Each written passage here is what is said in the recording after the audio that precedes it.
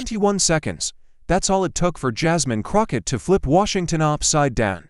Under the glare of live TV, Ted Cruz slammed his fists and mocked her as a woke puppet, but Jasmine's response cut deeper than anyone expected, leaving even reporters whispering, "We're watching history. What truth could be so devastating?"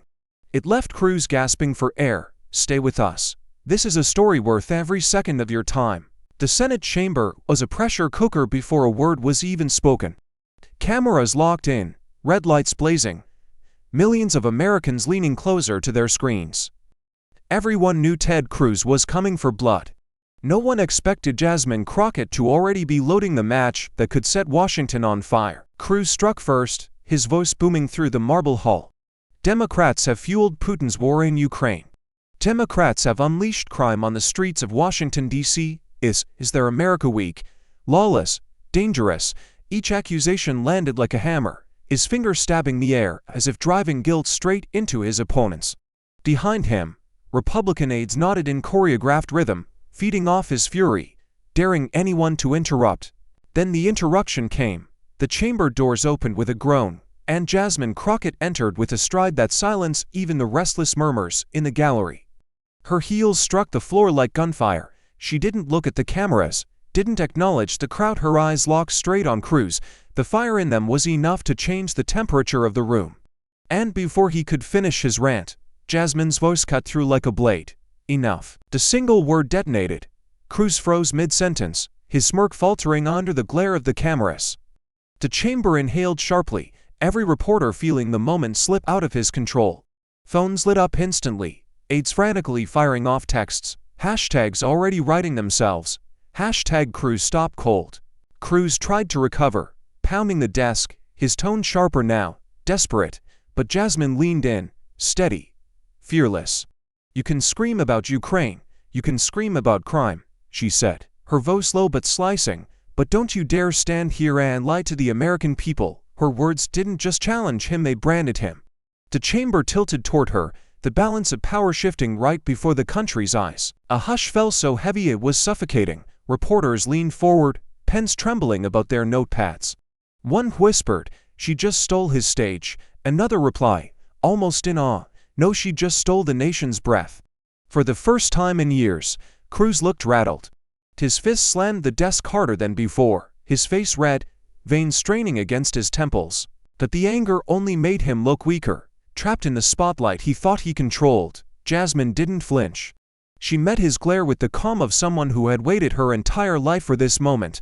The cameras zoomed tighter. Millions of Americans watching at home didn't just see a confrontation, they felt a collision. Cruz, the seasoned warrior of the Senate, suddenly looked cornered. And Jasmine, the freshman Democrat he thought he could dismiss, now owned the room. Is this the moment Washington finally cracks open on live TV?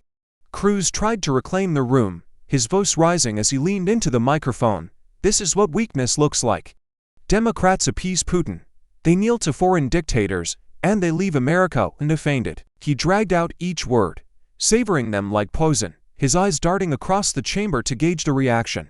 The Republican aides behind him nodded furiously, their confidence returning, their smiles stretching wider. For a moment, it looked like Cruz had seized back control, but Jasmine didn't let him finish. She slammed her palm on the desk, leaned forward, and her words detonated. "Shut the hell up, Ted." The chamber froze. Gasps sliced through the silence like glass shattering on stone. A Fox News reporter's jaw dropped. Phones exploded in the gallery, hashtags lit up in real time. Hashtag frozen Cruz, hashtag Crockett fire, hashtag moment of truth. For millions watching at home, it was the sentence that rewrote the hearing. Cruz's face turned crimson, his hand trembling as it clutched the microphone tighter. "You are unqualified," he barked, spittle catching in the light. "You're nothing but a woke puppet, a mouthpiece for radicals who have no business sitting in these seats." His words were meant to cut, but they came out jagged, desperate, the cadence of a man who had just been humiliated on live TV. The room shifted. Senators exchanged glances. Reporters scribbled faster, sensing history. Jasmine didn't blink. Her expression was stone, her voice steady, each word measured like a blade pressed to his throat. "I was elected by the people, Ted, not old lobbyists, not Russian oligarchs." And not the billionaires who sign your checks. The gallery erupted in murmurs, flashes from cameras firing like lightning. Somewhere in the crowd, a journalist whispered, "She's baiting him." Another answered, "No, she's cornering him." Cruz slammed his fist onto the desk, the echo cracking across the chamber. "That's a damn lie." His voice wavered under the weight of his fury, but his eyes betrayed something worse, fear. Jasmine caught it instantly. She leaned closer, her stare unflinching, a hunter circling prey. "Then maybe you'd like to explain to America," she said, her tone sharp, deliberate, "why every time Putin profits, your donors get richer." The words didn't just land, they lodged like a splinter, impossible to shake out. The hearing room was no longer a forum, it was an arena. Cruz seat, but his hands fidgeted. Reporters leaned so far over the railing it seemed they might fall. Social media roared with clips of Cruz's frozen glare, Jasmine's fire-eyed defiance. The nation wasn't simply watching a clash of politics, it was witnessing the unraveling of a man long thought untouchable. And as the camera zoomed in on Jasmine's calm, unbreakable face, the question hung heavy in every living room across America. What proof is she holding back that could end Cruz right here, right now? The echo of Cruz's fist still hung in the air when Jasmine leaned forward, her tone cool, but edged with steel. "You want to talk about weakness, Ted? Let's talk about the millions in oil money funneled into your campaigns, the same money tied to Russian pipelines fueling Putin's war machine." Her words didn't shout. They sliced. The chamber jolted as though a live wire had been struck. Every camera swung toward Cruz. His jaw clenched, his knuckles whitened on the desk. "That's a lie," he thundered, slamming the table so hard the microphone screeched. The sound rang across the hall, raw and violent, but instead of intimidating, it betrayed his nerves. Reporters scribbled furiously, their pens trembling with adrenaline. One CNN correspondent leaned toward another, whispering through clenched teeth, "We're watching history." The phrase rippled through the gallery like a prophecy. Cruz's face flushed crimson, sweat beading along his hairline under the relentless lights. He stammered about out-of-context smears, trying to redirect to crime in D.C., but the words tumbled out like broken glass, sharp but unconvincing. He looked less like a statesman and more like a cornered man fighting shadows. The more he denied, the more his desperation showed. Jasmine didn't relent. Her voice dropped, lower now, the kind of tone that forces silence in a room. "You pound your chest about patriotism," she said, eyes locked on him, "but your donors profit every time Putin makes another move. How many American lives has your ambition cost, Ted? How much blood is mixed with that money you catch?" A gasp rippled through the chamber, the kind that signals a line between politics and revelation has been crossed. Cruz lurched forward, veins standing out at his temples, barking denials, but each protest landed weaker than the last. His allies shifted uncomfortably, glancing at their phones, waiting for talking points that hadn't arrived yet. Even his own staffers looked uneasy, thumbs flying across screens as though begging Fox producers for cover. The chamber had become a crucible, burning away his practiced veneer and exposing raw fear beneath. Jasmine's eyes narrowed, studying him like a surgeon preparing for the final cut. She didn't need to shout, her composure was the weapon.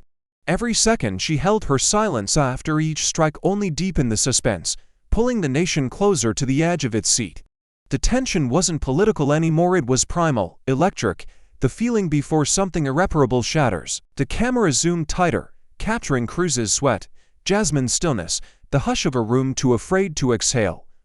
Across the country, living rooms were transfixed. On Twitter, hashtags multiplied by the second, each one a crack in the facade of control Cruz thought he owned.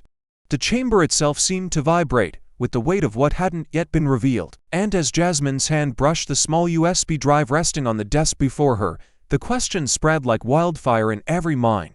When she finally plugs it in, what secret will the world see that even Cruz can't survive? The room had turned into a furnace of tension. Cruz's denials echoed still, but his voice had lost its grip on the chamber. All eyes were fixed on Jasmine as her hand hovered over the small black USB drive, the object that seemed to hum with unspoken promise. She let the silence stretch, the suspense coiling tighter with every passing second. Even the cameras adjusted, zooming in as if they too knew history was about to be captured. Jasmine finally picked up the drive, holding it between her fingers like a weapon. "You want proof," she said, her voice calm but razor-sharp. "Let's give America proof." The words didn't shout, they pierced. Gasps scattered through the gallery, aides exchanged frantic looks, and Cruz's eyes widened just enough for the nation to see the crack in his armor. He shook his head violently, muttering, "Don't you dare." But Jasmine was already moving. She leaned forward, slid the USB into the Senate console, and pressed play. The screens behind her flickered, static buzzing through the speakers, until a grainy video from 2018 filled the chamber. There was Cruz himself, seated comfortably at an energy summit, smiling as he declared, "Russian energy trade is stabilizing. It strengthens global markets. America benefits when Russia succeeds." The chamber erupted, gasps turned into shouts, reporters sprang to their feet, and the gallery ignited with chaos. Cruz's face drained of color, sweat glistening under the lights as his own words came back to haunt him. He pounded the desk, shouting, "Out of context. This is out of context." But his voice cracked, thin against the roar of the chamber. On CNN's live feed, a reporter whispered into a hot mic, "My God. We're watching a career burn down." The clip spread instantly online, screenshots of Cruz praising Russia colliding with footage of his furious denials. Twitter lit up with side-by-side comparisons, hashtags detonating in real time. Hashtag Cruz exposed, hashtag Putin's puppet, hashtag stabilizing disaster. The evidence wasn't just damaging, it was damning. Jasmine didn't gloat, she stood silent, letting the footage speak louder than any accusation. That silence was its own weapon, pressing Cruz deeper into the quicksand of his own record. His allies fidgeted, some burying their faces in their hands, others texting frantically, searching for a lifeline that wasn't coming. Cruz tried to rise, pointing his finger at Jasmine, "You're twisting history." He barked, but the tremor in his voice betrayed him. The image of him praising Russian trade loomed on the screen behind him like a ghost, drowning out every denial. The chamber was no longer his to command, it was a courtroom, and the jury was the American people. Every second of the video replay hammered the same truth. Cruz had once called Russia's power a blessing. Now, in the shadow of Ukraine's war, those words felt like betrayal carved into stone. Senators shifted in their seats, some whispering, some refusing to look at him at all. The weight of silence pressed harder than any insult, and as the clip froze on Cruz's smiling face from 2018, the chamber itself seemed to ask the question pounding through millions of living rooms: could one old video really be enough to end the career of a man who thought he was untouchable? The frozen image of Cruz praising Russian trade still glowed on the screen when his voice erupted, louder than ever, shaking with panic. "This is out of context," he barked, jabbing his finger at Jasmine, at the reporters, at anyone who would look his way. "You're twisting my words. That summit was about stability, about keeping America safe." But the chamber wasn't listening. The audience had heard the clip with their own ears, and no denial could erase the smirk on his face from 2018. The murmurs in the gallery swelled like a storm. Reporters traded knowing looks, their pens scratching faster, every word already being carved into tomorrow's headlines. One NBC correspondent whispered, "Out of context. That excuse is dead on arrival." Another muttered, "He's sweating bullets, and she hasn't even played her last card." Cruz's face gleamed under the lights, his color damp, his voice cracking as he repeated the phrase out of context like a lifeline slipping further from his grasp. Jasmine slammed her palm against the desk, the sound ricocheting through the chamber like a gunshot. "Tell that," she thundered, her eyes blazing, "to the blood on Ukrainian soil." The words detonated, gasps rippled through the room. A woman in the gallery clutched her chest. A veteran near the back shook his head, tears welling. Cameras zoomed in on Cruz, whose face betrayed the brief flicker of shame before anger rushed back in to mask it. But the anger couldn't hide the crack in his armor. His voice wavered, climbing higher in pitch as he tried to shout over the silence pressing down on him. "This is propaganda. Lies fed to you by the radical left." His words tumbled into chaos, no longer sharp, no longer controlled. He looked less like a senator and more like a man trapped in quicksand. Outside the chamber, Fox News scrambled to rewrite the narrative. Producers barked in headsets, pundits rushed to their cameras. "This is a witch hunt," one anchor declared. Cruz is being ambushed by edited clips, but even on their feeds, Cruz's cracked voice and the image of his past words loomed larger than the spin. Twitter was already flooded with split-screen memes, Cruz in 2018 praising Russia beside Cruz in 2025, screaming propaganda. The contrast was merciless. Jasmine didn't move, she let the chaos swirl around her, her silence more dangerous than any shout. Each pause was deliberate, each glance at Cruz sharpened the knife. The longer she waited, the more he unraveled. His allies shifted uncomfortably, exchanging glances, some biting their lips as if already calculating the cost of defending him. Even those on his side seemed to know. The spiral had begun. The chamber vibrated with tension, as if every second was a countdown toward collapse. Cruz's voice strained, but no one was buying it anymore. His words scattered, but Jasmine's calm presence anchored the room. America was watching not just a denial, but the slow unraveling of power in real time. And as Cruz's hands trembled on the desk, his eyes darting like a man searching for escape, one question lingered in the minds of millions. How far will Ted Cruz go, and how much of himself will he destroy, just to salvage his image? The chamber was still buzzing from Cruz's denials when a new voice rose from the witness table. It wasn't polished, it wasn't rehearsed, it was raw, trembling, but unshakably clear. A veteran in uniform stood, his chest heavy with ribbons, his eyes hollowed by grief. He didn't glance at Jasmine. He didn't look at the reporters, he stared directly at Cruz. "My son," he said, voice cracking, "died in Ukraine. And you," he jabbed a finger, hand shaking but unrelenting, "you funded Putin." The words tore through the hall like shrapnel.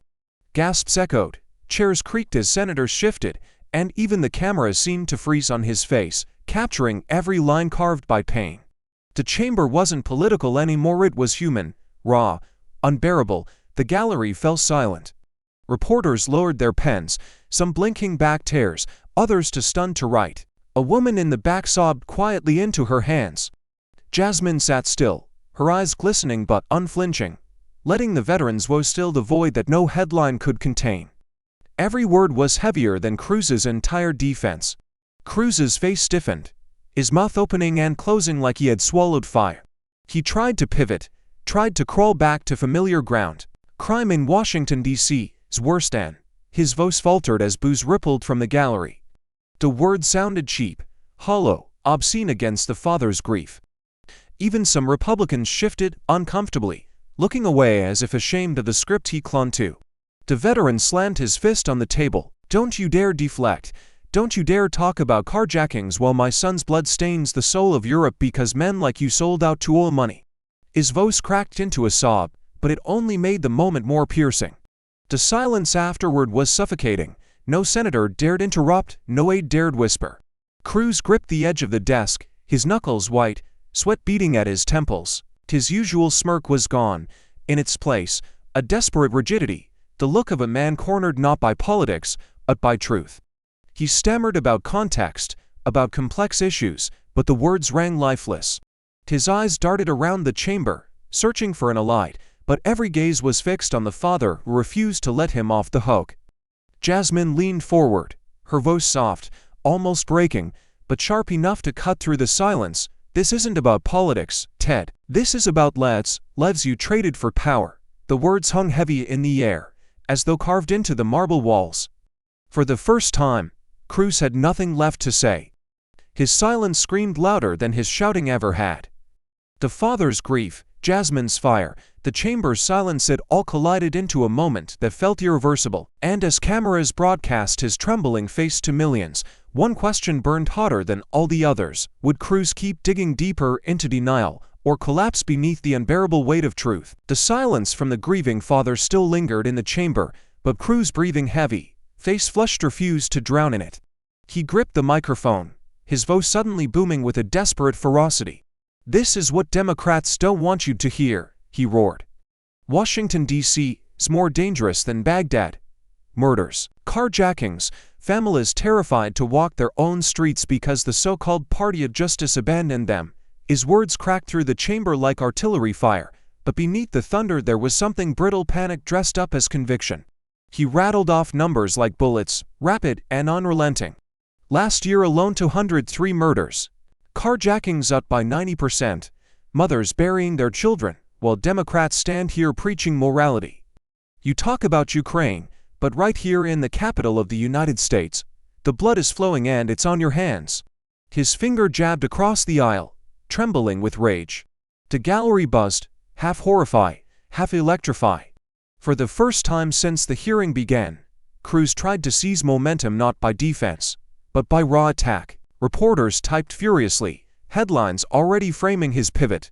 Cruz deflects to crime crisis. But in living rooms across America, the split screen was unforgiving on one side, a father's grief.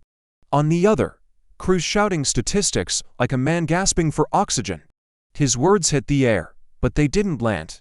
The tension was no longer about numbers, it was about credibility, and he was bleeding it out with every shout. Jasmine didn't flinch. She leaned closer to the microphone, her face illuminated under the cold Senate lights, eyes locked like a sniper's scope. When she spoke, her voice didn't rise, it cut. "So you call yourself pro-police, Ted?" she asked, each syllable deliberate, deadly. "You wrap yourself in law and order speeches, but when it came time to fund the men and women on those streets, you voted against them. You turned your back on the very officers you pretend to defend." The words landed with the weight of a verdict. A ripple moved through the chamber, aides exchanging panicked looks, reporters snapping their heads up from laptops. Cruz froze for half a second, just long enough for the cameras to capture it. His hand twitched, his lips parted, but no words came fast enough to erase the strike. The veteran in the gallery raised his chin, his eyes fixed on Cruz. A murmur spread through the public seat, slow at first, then louder, voices overlapping. "She's right." The chamber felt less like a Senate hearing and more like a trial in which the jury was already shifting against him. Cruz slammed his fist again, shouting, "Lies, distortions," but the edge was gone. His voice cracked, not commanding but straining. The louder he yelled, the smaller he seemed under the crushing glare of the cameras. Jasmine sat steady, the embodiment of composure, letting his desperation echo an answer. And as the moment stretched, America leaned in with one burning question: would Cruz's avalanche of crime statistics bury his opponents, or would the truth about his own record crush him first? The air grew heavier as aides wheeled in a screen, its glow filling the chamber with cold light. A chart appeared, lines jagged and red, climbing year after year. Homicides were his salvation. There it is. Proof that Democrats have failed this city. This isn't my opinion. These are facts. His voice rang out, sharp, desperate, hoping the image behind him could drown out the doubts gnawing at his credibility. But Jasmine wasn't alone anymore. Alexandria Ocasio-Cortez rose from her seat, her voice slicing through Cruz's triumph. "Facts," she snapped. "You cut funds, Ted. You gutted federal support, slashed resources, and then turned around to blame the victims for bleeding." The chamber stirred, some senators shifting uncomfortably, others leaning forward with sudden attention. Cruz turned, eyes narrowing, and barked back with venom, "Spare me the theatrics, Alexandria. The cameras love you, but America sees through your little performance." The mockery rang hollow, brittle, too rehearsed. AOC didn't flinch. She leaned closer, her words low but lethal. "This isn't theater, Senator. This is people dying because you made sure the police they needed never got pay." Murmurs swelled in the gallery. One reporter muttered, "He just walked straight into her strike." The tension crackled, Cruz's bravado collapsing under the weight of numbers, weaponized against him. Jasmine seized the silence, her voice sharp, pen unrelenting. "You want to talk statistics, Ted? Let's talk about your votes. You blocked $50 million in funding for DC policing. You killed a bill that would have put 1,000 more officers on the streets. And then you sit here and point at crime like you had nothing to do with it. That isn't leadership. That's blood on your hands." The words fell like verdicts, each one slamming harder than the last. Cruz's face twitched, his jaw tight. He jabbed a finger toward Jasmine, trying to shout over her, but the microphones caught the tremor in his voice. This is distortion. Political spin." His words tumbled too fast, collapsing into each other, his rhythm gone. For years, Cruz had been the master of the chamber, commanding headlines with sheer force. But tonight, under the merciless weight of facts, his control slipped like sand through clenched fists. The chart behind him told a story he couldn't rewrite: crime rates rising, funding slashed, votes recorded in black and white. And the more he fought it, the more America saw the cracks. Reporters' tweets flew out in a blur. Hashtags already trending. Hashtag blood on your hands. Hashtag Cruz cornered. Hashtag numbers don single quotes T-lie dot. The silence that followed was suffocating. Even Cruz's own allies glanced away, unwilling to meet his eyes. Jasmine didn't break her stare, didn't soften her tone. She leaned into the microphone, her voice steady as stone. You can mock us, you can shout over us, but you cannot erase the truth you left on paper. And tonight, Ted, the truth is coming for you. The chamber throbbed with unease, every second heavier than the last, as if the entire room was holding its breath for the inevitable implosion. And across America, the question seared itself into every mind. How long before Cruz loses control completely and takes his career down with him? Cruz's face burned crimson, sweat streaking down his temples as the numbers glared at him from the screen. His jaw tightened, and for a brief second, he looked like he might swallow his words. But then, with a violent jab of his finger across the chamber, he erupted. You're just a woke Barbie doll. He bellowed, the words reverberating off the marble walls like a gunshot. The chamber exploded, gasps ricocheted through the gallery, senators jolted in their seats, and the press gallery burst into chaos. Journalists scrambled over each other, phones raised, thumbs racing across screens as they fired off tweets that would ignite the internet in seconds. Hashtag woke Barbie shot up the trending list before Cruz's echo had even faded. The insult wasn't just heard, it detonated. Cruz's chest heaved, his hands gripping the desk so tightly his knuckles blanched. He tried to mask his fury with a smirk, but the cameras captured every crack, every twitch of rage. It wasn't the performance of a seasoned senator. It was the tantrum of a man cornered, exposed, desperate to claw back control. Jasmine didn't flinch, she turned slowly, deliberately, until her eyes locked not on Cruz, but on the lens of the nearest camera. Her voice rang clear, steady, and devastating. America, you heard him. The silence after her words was deafening, as if the entire country was holding its breath through the live feed. For millions watching at home, the shift was unmistakable. This wasn't Cruz versus Jasmine anymore. This was Cruz versus the nation's conscience. In the gallery, a reporter whispered, he just handed her the moment. Another replied, no, he just handed her the election. The murmur spread, swelling into a roar of clicks and flashes as cameras zoomed in on Jasmine's unshaken glare and Cruz's unraveling posture. Cruz tried to salvage it, barking over the nose, his voice hoarse. This chamber isn't for clowns and theatrics. But the word stumbled, hollow, drowned out by the chorus of reaction. Even his allies looked uneasy, some shifting their gaze to the floor, unwilling to be caught nodding to a slur already reverberating across every platform in America. Jasmine leaned forward, eyes narrowing, her voice now low, deliberate, cutting deeper than any shout. This is who you are when cornered. A man who belittles women when he has no answers. A man who reaches for insults when the truth cuts too deep. Her tone was calm, but it landed like a gavel. The chamber felt less like a Senate hearing and more like a trial, and Cruz had just confessed his weakness for the world to see.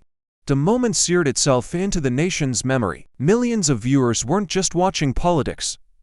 They were watching a mask shatter in real time. The senator, who once weaponized words, had just weaponized his own downfall.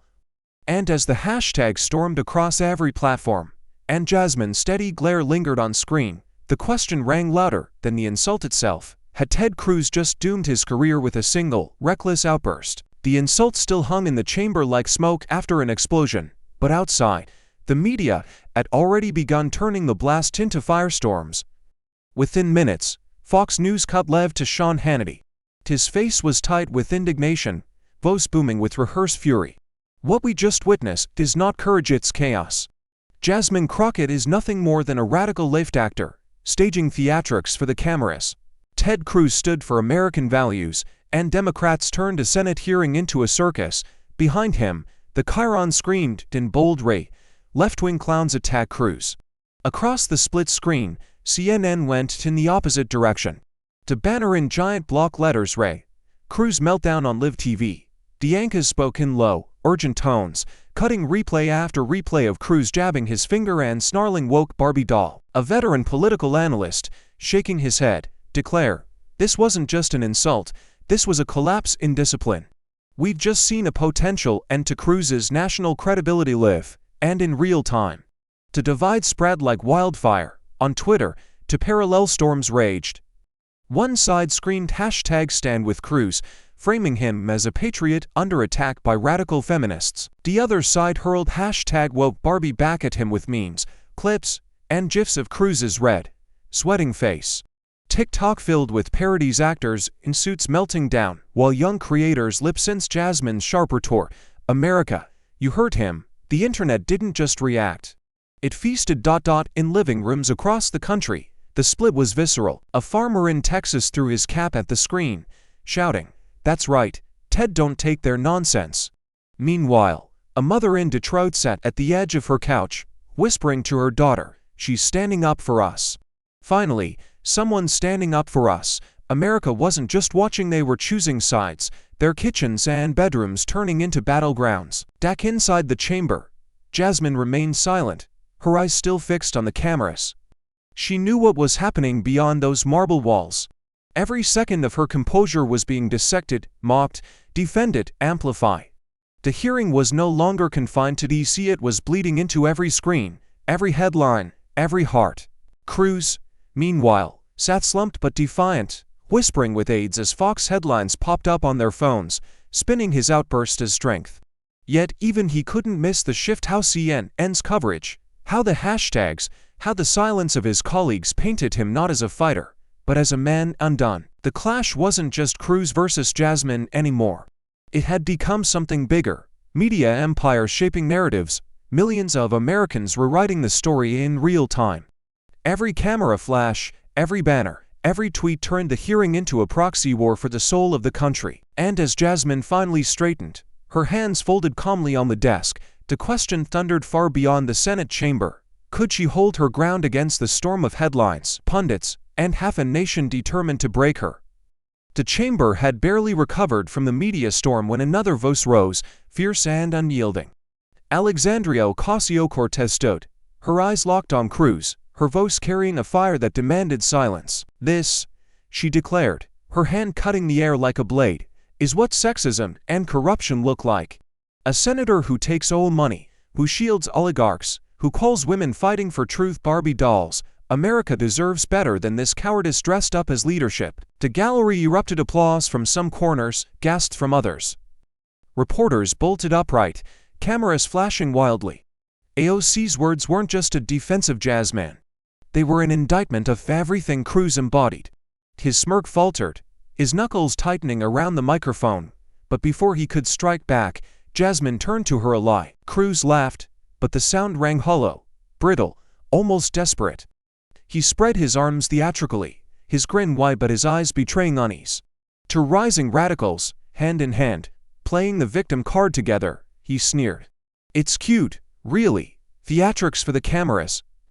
America's not buying it, but even as the words left his mouth, his laughter echoed strangely in the chamber, thin, empty, clashing against the weight of what had already been said. And through it all, Jasmine didn't move, her stare fixed on Cruz, her silence louder than his mockery.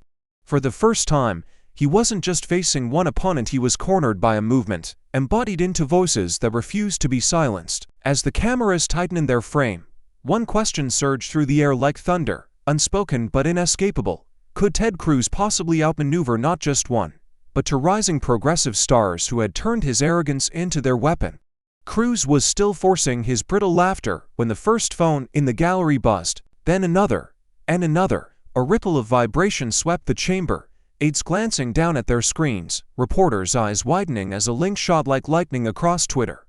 A private email, Cruz's own words leaked by someone inside his circle. The timing was surgical. The hearing was live, the cameras unblinking, and the trap was snapping shut. The email was damning in its simplicity, written just months before Russia's invasion. Cruz had warned a donor. "Yes, the pipeline carries risks. Yes, it strengthens Moscow, but our friends and energy stand to benefit. We can manage the fallout." The words glowed on thousands of phone screens, retweeted by the second. Hashtags detonating. Hashtag pipeline profits. Hashtag Cruz leak. Hashtag betrayal from within. Cruz's phone buzzed on the desk like an alarm he couldn't silence. He grabbed it, eyes darting, face draining of color as the notifications piled in. His hand shook as he tried to shield the screen, but the cameras had already captured his panic, the sweat at his temple, the twitch in his jaw, the frantic glance toward aides who suddenly refused to meet his eyes. Reporters in the gallery whispered frantically, their voices overlapping. Who leaked this? This came from inside. His own people just cut him open. The tension was suffocating. The betrayal was sharper than any attack from the other side of the aisle. Jasmine sat back, her expression unreadable, but her silence spoke volumes. She didn't need to gloat. The leak itself was the kill shot, and she knew the country would feel it more than any words she could offer. Cruz tried to speak, but his voice cracked. This is fake, fabricated, but his denial was drowned out by the storm brewing outside the chamber, where millions were already scrolling, reading his words, seeing for themselves what he had admitted in private while preaching the opposite in public. His allies fumbled with their phones, some tailing, others whispering furiously. The fracture lines in his own camp were now visible for all to see. The chamber was no longer a battleground, it was a spectacle of collapse. America wasn't just watching Cruz against Crockett anymore. They were watching Cruz against himself, betrayed by his own inner circle. And as the leaked email spread faster than wildfire, the question wasn't if it would destroy him, but what hidden truth inside that message could finally shatter the career of a man who thought he was untouchable. By the time Cruz's leaked email had circled the nation, the streets outside the Capitol had turned into a battlefield of voices. Thousands pressed against the barricades, their chants ricocheting off the marble walls like cannon fire. On one side, handmade signs rose high above the crowd. Crockett for truth. No more lies. Justice now. The air trembled with their fury. On the other side, a sea of MAGA hats and banners surged back, fists pumping as they shouted Cruz's name, painting him as the last shield against the radical left. Police lined the steps, their neon vests glowing under the gray sky, shields raised as the two waves collided in screams and jeers. A woman draped in the American flag shouted, "Crockett speaks for us," only to be drowned out by a man waving a red banner yelling, "Cruz won't bow to traitors." The clash wasn't physical yet, but the tension was thick enough to taste like a storm brewing just beyond reach. On television screens across the country, anchors cut live to a split-screen feed. Chaos inside the Senate, Cruz unraveling under Jasmine's calm stare, and chaos outside. Protesters' signs and chants crashing into each other. The juxtaposition was chilling. One commentator whispered, "This isn't just a hearing anymore. This feels like the beginning of something bigger." Helicopter shots revealed the magnitude, blocks filled with people, drums pounding, megaphones blaring. Some held candles for soldiers lost in Ukraine, their flames trembling against the wind. Others carried placards smeared with anger. "Pipeline puppet," blood on his hands. Overhead, a banner dragged by a small plane circled the Capitol. Crockett equals truth. The city had become an echo chamber of rage and hope, every corner vibrating with defiance. Reporters on the ground struggled to be heard over the roar. One shouted into her mic, "I can't overstate this. What's happening inside is fueling what's happening outside." Washington hasn't seen a protest this explosive in years. Her cameraman panned across the barricades just as two opposing chants crashed together, voices straining to drown the other out.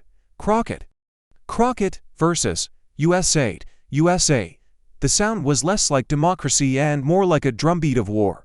Inside the chamber, the rumble of the protests filtered faintly through the thick walls, a reminder that this battle wasn't contained to polished desks and cameras. It had spilled into the veins of the city. Senators shifted nervously in their seats, glancing toward the windows as though the walls themselves might crack under the pressure outside. Jasmine stayed composed, her hands folded, her eyes locked on Cruz, but even she knew. The fight had grown far beyond her words. The Capitol was no longer just a building. It was the eye of a storm, with America pulling itself apart on its very steps. And as the chants grew louder, shaking the barricades, one question thundered louder than all the rest. Was this the spark that would ignite a political earthquake too big for Washington to contain? While the streets of Washington shook with chants, cameras cut to the quieter battleground, America's living rooms. In a modest house in Detroit, a family of four huddled around the television, the father leaning forward, eyes burning with recognition. "She's right," he muttered as Jasmine's words replayed on screen. His teenage daughter nodded, whispering, "Finally, someone who doesn't back down."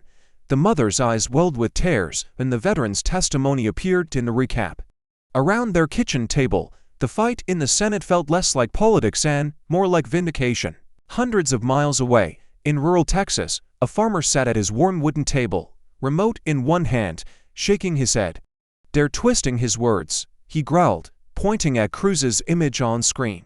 His wife folded her arms, but stayed silent, her gaze flickering between the broadcast and her husband's clenched jaw. Outside, his field stretched into the night, but the storm brewing on his television seemed closer, heavier, than anything gathering in the sky. In a Brooklyn apartment, 3 roommates sat cross-legged on the floor, their phones lighting up with memes of Cruz's meltdown. Laughter mixed with outrage as one of them read aloud a trending tweet. "When you call someone a Barbie doll while your own email leaks it's over." The room buzzed with nervous energy, half amusement, half disbelief. They weren't just watching a hearing, they were watching a system tremble in real time. Across the Midwest, in a small-town diner, the TV above the counter replayed Cruz's insult. The truckers and retirees sipping coffee argued beneath it, voices rising like the protests outside the Capitol. "She humiliated him," one man insisted. "No, she disrespected him," another shot back. The waitress topped off a mug without looking up, whispering under her breath, "They're all fighting for themselves, we're the ones paying the price." From Detroit to Texas, Brooklyn to the heartland, the hearing had slipped its marble cage. It was no longer Cruz against Jasmine. It was neighbor against neighbor, families split at dinner tables, communities dividing in real time. The fight had leapt from the Senate chamber into the bloodstream of the nation itself. And as America argued in kitchens, diners, and living rooms, one question pulsed through the screens like a heartbeat: whose vision of America would survive this trial and whose would be left in ruins? If the chamber was the spark, the internet was the wildfire. Within minutes, Cruz's insult, "You're just a woke Barbie doll," was clipped, uploaded, and unleashed across TikTok, Twitter, and YouTube. The line replayed endlessly, set to dramatic music, remixed with Barbie movie trailers, stitched alongside Jasmine's unflinching glare into the camera. Millions of views poured in before the hearing even adjourned. On TikTok, teens lip-synced Jasmine's response, "America, you heard him," while cutting to Cruz's red face frozen mid-yell. Some videos used slow motion, zooming on the sweat dripping down his temple, the hashtag Cruz sweats flashing in neon. Twitter was merciless. One meme showed Cruz melting like a wax figure under Senate lights. Another plastered the Barbie logo over his podium with the caption, "Not Kenneth." Laughter mixed with outrage, mockery mixing with fury. YouTube channels streamed hour-long breakdowns of the meltdown, commentators dissecting every syllable like it was the Zapruder film of politics. Right-wing creators tried to spin it, calling Jasmine disrespectful, but their videos were drowned out by clips of her words trending worldwide. "I choose the American people." Those 5 words became a rallying cry, echoing across platforms, plastered on digital billboards, stitched onto protest signs outside the Capitol. Cable news struggled to keep pace with the digital avalanche. CNN replayed Jasmine's stare side by side with Cruz's outburst, while Fox tried to paint the meme storm as left-wing manipulation, but it didn't matter. The narrative had escaped their grip. The court of public opinion was no longer on TV, it was in the endless scroll of millions of phones, where Cruz's face had become the nation's newest punchline. Inside the Senate chamber, aides' phones buzzed nonstop. Cruz's staffers buried their faces in their hands as the trending charts climbed higher, screenshots flashing across every screen. Jasmine's allies exchanged glances of disbelief, not because she had won the moment, but because the moment had already outrun them, spiraling into something bigger than politics, bigger than the hearing itself. By nightfall, Cruz's insult was no longer just a clip. It was a symbol, a shorthand for arrogance and collapse, a viral wound he couldn't cauterize. And as the hashtag swarmed, as Jasmine's words spread like gospel, America found itself asking the question Cruz feared most: could one viral moment be powerful enough to end a senator's career in real time? The chamber was already electric, the air sharp with the weight of viral humiliation, when Cruz leaned forward for what everyone knew might be his last swing. His knuckles pressed white against the desk, voice booming through the microphones with a fury that shook the chamber. Trump ended wars, Biden started them. He shouted, each word punctuated like cannon fire. His eyes blazed as though sheer force could erase the memory of his meltdown. But Jasmine didn't even blink. Her voice came low, deliberate, each syllable slicing with surgical calm. Trump cozied up to dictators, she said, leaning closer to the mic. Biden stands with allies. The chamber trembled with the sharpness of the contrast. No shouting, no theatrics, just truth delivered like a blade through armor. Cruz's face contorted, veins pulsing along his temples. He banged the desk so hard the microphone screeched, feedback cutting into the room like static from a storm. The sound made senators wince, aides recoil, but Cruz only leaned further, his rage spilling out. Lies, all lies. You stand with weakness, with surrender. You disgrace this country. His voice cracked on the last word, the chamber catching it, replaying it silently in every mind. She turned slightly toward the camera, her eyes steady, her tone cold enough to freeze. You scream about wars, Ted, but you forget who stood beside tyrants for photo ops, who sold out America for oil money. History remembers dictators, friends, and history won't forget you. A murmur swept the chamber, deep and unsettled. Cruz's jaw worked furiously, but no words came fast enough. His fists hovered above the desk, trembling, his face a mask of rage slipping into something worse, desperation. For the first time, it wasn't just Jasmine pressing him, it was the weight of his own past dragging him under. The room seemed to hold still, the camera zooming in, capturing the image of a man teetering on the edge of implosion. And across America, the question pulsed like a drumbeat. Was Ted Cruz about to explode in fury or somehow claw his way out of the wreckage? The chamber still vibrated from Cruz's furious pounding when Jasmine calmly reached for a second USB. No words, no theatrics, just the quiet motion of her hand sliding the drive into the console. The screens behind her flickered once, twice, before the footage came to life. The room fell into a suffocating hush as Cruz's own voice filled the speakers. The video was grainy but clear. Cruz at a private fundraiser, drink in hand, leaning close to a group of wealthy donors. His tone was casual, almost smug. Chaos abroad keeps us strong at home. Fear overseas rallies Americans around us. Stability doesn't win elections, disorder does. For a moment, the silence was so complete it felt like the oxygen had been sucked out of the chamber. No pen scratched, no aides whispered. Even the protesters outside seemed distant, their chants muted by the weight of what had just been revealed. Cruz's face drained of color as his past words echoed back at him, the arrogance in the recording now a dagger at his throat. Reporters stared at one another in disbelief. A CNN correspondent muttered, barely above a whisper, "That's it. That's the end." In the gallery, a veteran's widow clasped her mouth, tears spilling as she shook her head. On Twitter, the clip spread like a detonation, hashtags bursting across screens. Hashtag chaos candidate, hashtag Cruz exposed, hashtag career suicide. Cruz lurched forward, trying to shout over the footage, This is Dr. Fake, but the tremor in his voice betrayed him. His hand slammed against the desk, desperate, but the sound only underscored his collapse. The video replayed again, looping the same damning words, each repetition carving deeper into the silence. Chaos abroad keeps us strong at home. The gallery gasped louder with each replay. Reporters pounded furiously at their keyboards, already drafting the obituary of a career.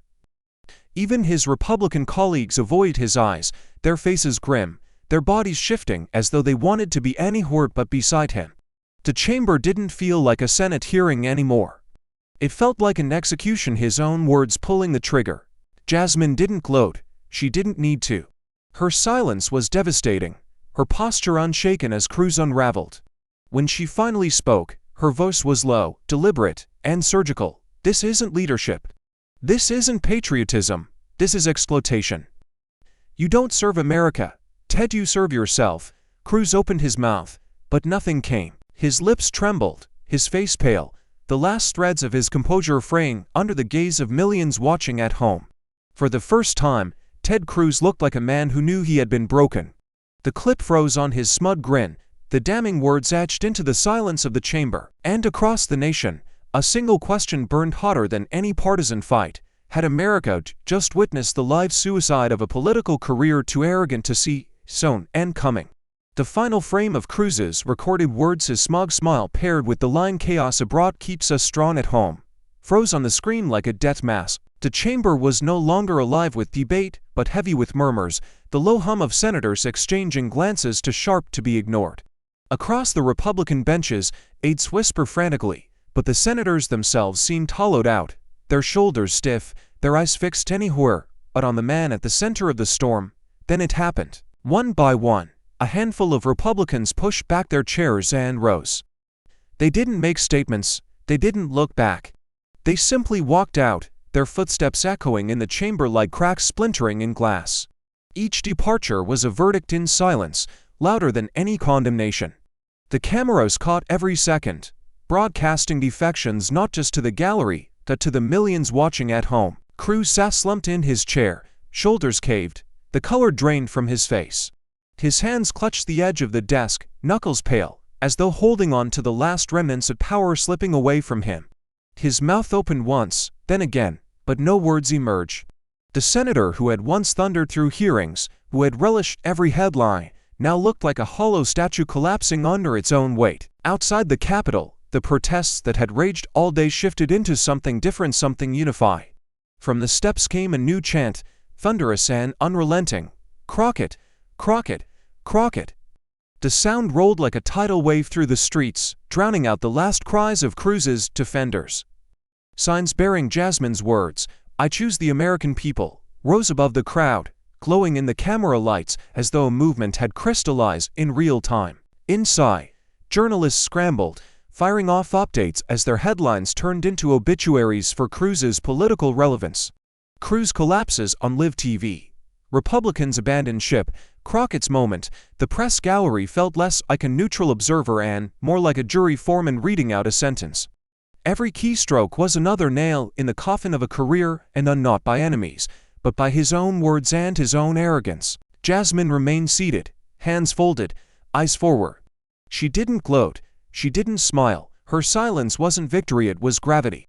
The camera zoomed in on her calm face, then panned back to Cruz, head bowed, the contrast devastating. America saw it all, the rise of one voice and the collapse of another. For decades, Cruz had thrived on controlling narratives, controlling debates, controlling the room. But tonight, stripped bare by evidence, abandoned by allies, rejected by the crowd beyond the marble walls, he looked powerless. And in that void, Jasmine's steadiness became something more. A symbol, a mirror reflecting what the country wanted to believe still existed in its politics. And as the chants of her name thundered outside, and the silence of his defeat suffocated inside, the question seared itself into the nation's memory. What happens when power is finally stripped bare and all that remains is the truth? The chamber was empty now, its echoes fading into the marble like ghosts. Jasmine stood alone in a side corridor, the roar of chants still drifting faintly from the steps outside. She walked slowly to the tall window overlooking the Capitol dome, the city lights flickering against the dark sky. For the first time all night, she allowed her shoulders to sink, the armor of confrontation slipping away. Her eyes fixed on the dome, but her thoughts traveled far from Washington. She saw the crowded neighborhoods back home, the mothers working to jobs, the kids walking past shuttered schools, the families who never felt their voices carried inside these walls. She thought of the veterans who had spoken today, of the tears in the gallery, of the people who trusted her to carry not just their hopes but their grief. The victory in the chamber wasn't hers alone, it belonged to them. And yet, the weight of it pressed hard against her chest. She touched the cold glass, her reflection staring back at her, weary but unbroken. For years, she had been told she didn't belong here, that she was too young, too loud, too uncompromising. Tonight, she had stood her ground against one of the Senate's most ruthless voices. But as the adrenaline drained away, the question lingered like a shadow. Had she won a battle, or had she just drawn the lines for a far greater war? Somewhere behind her, aides whispered, the press still hunted. Cruz's allies were already plotting their revenge. She knew how this city worked.